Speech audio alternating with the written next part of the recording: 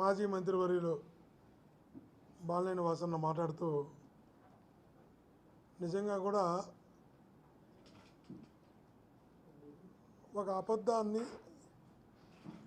ఒక స్వార్థ ప్రయోజనం కోసం తన మాట్లాడిన తీరు ఖచ్చితంగా ప్రజలు హర్షించరు. తన మంత్రిగా ఉన్నప్పుడు జరిగినటువంటిదంతా కూడా తనకు చక్కగా తెలుసు ఏం జరిగిందని. ఎంత గొప్పగా తన మంత్రిగా ఉన్నప్పుడు రాష్ట్రానికి మేలు జరిగిందంటే విద్యుత్ చరిత్రలోనే ఒక చారిత్రకమైన ఒప్పందం జరిగింది. అది కూడా సెకీతో విద్యుత్ కొనుగోలు ఒప్పందం ఒక విద్యుత్ చరిత్రలో చారిత్రకమైన ఒప్పందం. సంవత్సరానికి 3,700 కోట్ల రూపాయల ఆదాయం ఇస్తూ 25 ఏళ్లకు 1,00,000 కోటి రాష్ట్రానికి ఆదాయం వచ్చేలాగా జరిగినటువంటి ఒప్పందం. చంద్రబాబు నాయుడు గారు ముఖ్యమంత్రిగా ఉన్నప్పుడు జరిగినటువంటి ఒప్పందంతో పోలిస్తే ఈపీపీఏలో 50% కన్నా తక్కువతో ఒప్పందం జరిగింది. ఆ రోజు ₹4.50 ఆ రోజు ఒప్పందం జరిగితే అది ఇంటర్ స్టేట్ ట్రాన్స్మిషన్తో కలిపి. ఈరోజు అదే ఈయన మంత్రిగా ఉన్నప్పుడు జగనన్న ముఖ్యమంత్రిగా ₹2.48. అప్పుడు ఇంటర్ స్టేట్ ట్రాన్స్మిషన్ ఏదైతే ఉందో ₹4.5 చంద్రబాబు గారు ముఖ్యమంత్రిగా ఉన్నప్పుడు చేసిన కొనుగోలుకి అదనంగా ఇంటర్ స్టేట్ ట్రాన్స్మిషన్ ఉండేది. ₹2.49 తను మంత్రిగా జగనన్న ముఖ్యమంత్రిగా జరిగిన ఒప్పందం 50% కన్నా తక్కువ, ఇన్క్లూడింగ్ ఇంటర్ స్టేట్ ట్రాన్స్మిషన్తో కలిపి. అంటే ఇంత మంచిగా జరిగిన ఒప్పందాన్ని మంచి అని చెప్పుకోలేని దీన స్థితిలో ఈరోజు ఆ కూటమి ప్రభుత్వంలో వాసన్న ఉండడం నిజంగా కూడా బాధాకరం. మేము ఎవ్వరం కూడా వాసన్న వాళ్ళకి దగ్గర అవ్వడం కోసం, వాళ్ళని మెప్పు పొందడం కోసం, వాళ్ళని మెప్పించడం కోసం, వాళ్ళకి దగ్గర ఏదో ఒక రకంగా రాజకీయంగా ఎదగడం కోసం ఈ స్థాయికి దిగజారుతాడని మేము కళ్ళలో కూడా అనుకోవాలి. మంచిని మంచిగా చెప్పుకోలేనటువంటి దీని స్థితిలోకి ఆయన వెళ్ళిపోయినాడు ఈరోజు. నిజంగా ఇది తన క్యారెక్టర్కి తను అనుకుంటున్నారు జగన్మోహన్ గారి వ్యక్తిత్వాన్ని హననం చేస్తే తనను గుర్తిస్తారు, గౌరవిస్తారు, తనకు పార్టీలో ప్రాధాన్యత ఇస్తారు అనే ఒక భ్రమలో తన వ్యక్తిత్వాన్ని తను హననం చేసుకుంటున్నాడు, తన వ్యక్తిత్వాన్ని తను దిగజార్చుకుంటున్నాడు. ఈ ప్రజలందరూ కూడా అలా భావిస్తున్నారు అనే విషయాన్ని నిజంగా వాసన్న మర్చిపోతున్నాడు. ఇది మంచిది కదా, ఎందుకంటే తను నేను ఎంపీ ఎమ్మెల్యేలుగా పోటీ చేశాం, తిరిగాం.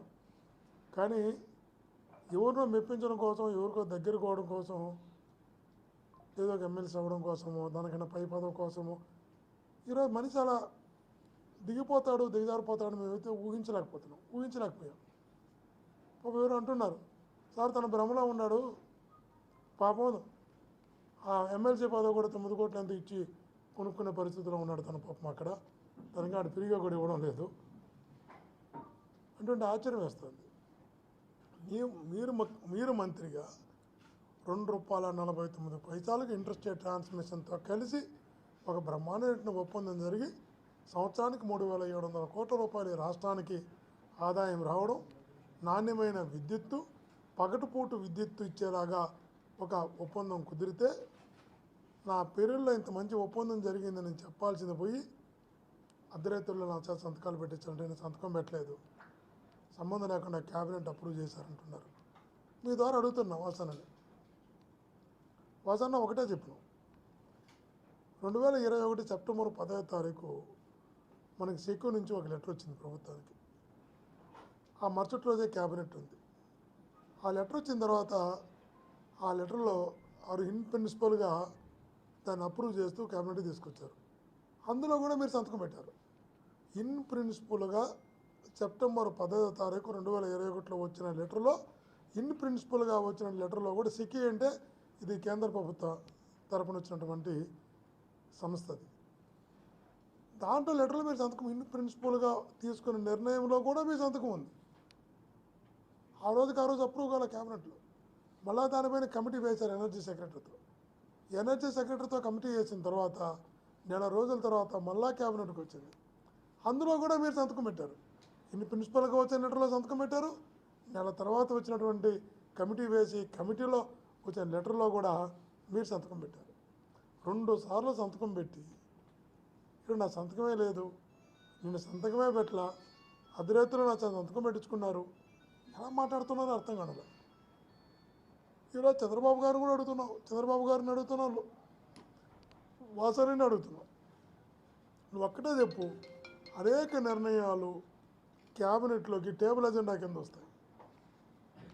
టేబుల్ ఎజెండాలో కూడా పెట్టి ఈ ప్రభుత్వమైనా ఆ ప్రభుత్వమైనా కేంద్ర ప్రభుత్వమైనా కొన్ని నిర్ణయాలు కొన్ని ఆలోచనలు టేబుల్ ఎజెండా కింద కూడా వస్తాయి. కొన్ని ముందు రోజు నిర్ణయాలు తీసుకున్నట్టు ఉంటాయి. ఇవన్నీ కూడా సర్వసాధారణం. పరిపాలన నేను 10 సంవత్సరాలు శాసనసభ్యుడిగా పనిచేశాను. ఈ వ్యవస్థ మీద ఉన్న అవగాహనతో చెప్తున్నా. కాబట్టి నాకేం సంబంధం లేదు, నేను పెట్టలేదని క్యాబినెట్ అనేది కలెక్టివ్ డిసిషన్ అవుతుంది ఎప్పుడు కూడా. సరే ముందు రోజు చర్చించుకోవడము సేమ్ డే చర్చించడము ఇవన్నీ సర్వసాధారణంగా జరుగుతున్న అంశాలే. కానీ ఈ పర్టికులర్ ఇష్యూలో మీరు ప్రిన్సిపల్గా తీసుకున్న నిర్ణయంలో సంతకం పెట్టారు. 1 నెల తర్వాత పెట్టిన క్యాబినెట్ దాంట్లో కూడా మీరు సంతకం పెట్టారు. కానీ నాకు తెలియకుండా జరిగిందని చెప్పి ఇట్లాంటి సందర్భంలో కావాలని నువ్వు ఏ కుటుంబం వల్ల అయితే పైకి వచ్చావో, ఏ కుటుంబం అయితే నేను పైకి తీసుకురావడానికి బ్యాక్బోన్గా నిలిచిందో ఆ కుటుంబాన్ని ఇబ్బంది పెట్టడానికి, వ్యక్తిత్వాన్ని హననం చేయడానికి ప్రయత్నం చేయడం అన్నది నాకు తెలిసి మీ క్యారెక్టర్ మీరు దిగజార్చుకుంటానన్న విషయాన్ని మటుకు ఆయన ముందు గుర్తుంచుకోవాలి. వాసన అంటున్నాడు స్వేచ్ఛ ఎక్కడుంది, నాకు స్వేచ్ఛ లేదు. ఒక్కటే మాట్లాడుతున్నావు వాసనని. జగనన్న ప్రభుత్వంలో మీకున్న స్వేచ్ఛ నిజంగా కూడా చాలా తక్కువ మంది కూడా ఉంటుంది. ఇప్పుడు ఒకసారి ఆ రోజు ఈనాడు జ్యోతి పేపర్లను రాశారనుకుంటా, నాకు గుర్తున్న వరకు ఇతర పార్టీ నాయకులతో కలిసి స్పెషల్ ఫ్లైట్లో విదేశాలకు వెళ్ళారు అని. అంటే విదేశాలకి స్పెషల్ ఫ్లైట్లో ఇతర పార్టీలతో కలిసి వెళ్ళగలిగేంత స్వేచ్ఛ కూటమి ప్రభుత్వం నీకు ఉంటుందా అని అడుగుతున్నాను. అసలు స్పెషల్ ఫ్లైట్లో విదేశాలకు వెళ్ళడం కాదు, ఇతర పార్టీలతో మాట్లాడడానికి కూడా మీకు స్వేచ్ఛ ఉండదు. ఇక్కడ మీకు పోయిన తర్వాత అర్థమవుతుంది పుట్టిల్లు ఎంత గొప్పదో అని, ఎంత గొప్పగా చూసుకున్నదో, ఎంత స్వేచ్ఛ ఉన్నదో, ఎంత గౌరవంగా చూసుకున్నదో మీకు ఇప్పుడు కాదు, కాలం గడిచే కొందికి చాలా అర్థమవుతుంది. కాబట్టి వాసన ఒకటే చెప్తున్నాం, ఎవరినో సాటిస్ఫై చేసి ఏదో ఎదగాలని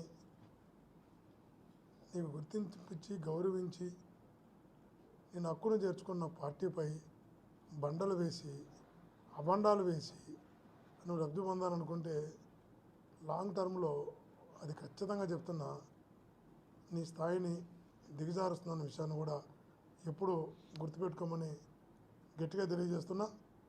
ఏదేమైనా కూడా ఆత్మీయులారా, ఆధారాలతో సాక్ష్యాలతో నిజాలతో సంబంధం లేకుండా జగనన్న వ్యక్తిత్వాన్ని హననం చేయడానికి వాసన లాంటి వాళ్ళు ప్రయత్నం చేసినా, వాసనను అడ్డు పెట్టుకొని ఎవరు ప్రయత్నం చేసినా అది వాళ్ళకే తగులుతున్న విషయాన్ని కూడా గుర్తుంచుకోవాలి. ఇంతకుముందు కూడా ప్యారడైజ్ పేపర్స్ అని రకరకాల ఆరోపణలు చేశారు. చివరికి అర్థమైనాయి 2017 అనుకుంటా. 19లో రిజల్ట్స్ ఎలా వచ్చాయో మనకంతా కూడా తెలుసు. కాబట్టి వాసన మళ్ళా చెప్తున్నాం, నేను ఎక్కడ ఎంపీగా పోటీ చేసినా, ఎక్కడ ప్రతి పల్లె తిరిగా, ప్రతి ఊరు తిరిగా, ఇక్కడ ప్రజలు ఇట్లాంటి మనస్తత్వాన్ని అంగీకరించిన విషయాన్ని మీకు తెలుసు, నాకు తెలుసు. తప్పకుండా భవిష్యత్తులో జగనన్న వైపు ఎన్ని ఆరోపణలు చేసినా, ఎన్ని అభాండాలు వేసినా, ఎన్ని రకాలుగా ఎంతమంది కలిసి ఒక వ్యక్తిని ఎదుర్కోవడానికి ఎన్ని పార్టీలు కలుస్తున్నాయి, కుటుంబాన్ని కూడా తిరుగుబాటు చేయిస్తున్నారు. ఇట్లాంటి వాసనలను పిలుచుకొని వీళ్ళతో తిరుగుబాటు చేయిస్తున్నారు. ఒక వ్యక్తిని ఎదుర్కోవడానికి ఇంతమంది ఒకటి కావాలా?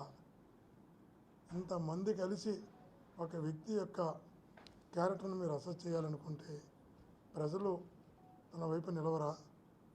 కానీ ప్రజలు అండ బలం జగనన్నకు ఉంది.